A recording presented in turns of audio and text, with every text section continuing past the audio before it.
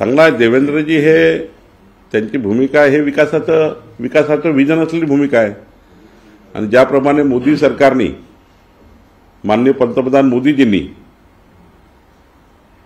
पंतप्रधान पदावर आरूढ होताना 100 दिवसाचा देशाच्या विकासाचा कार्यक्रम तयार केला आणि तो कार्यक्रम पूर्ण केला। मोदी 30 पुस्तक आमच्याकडे आलं आहे 100 दिवसाचं।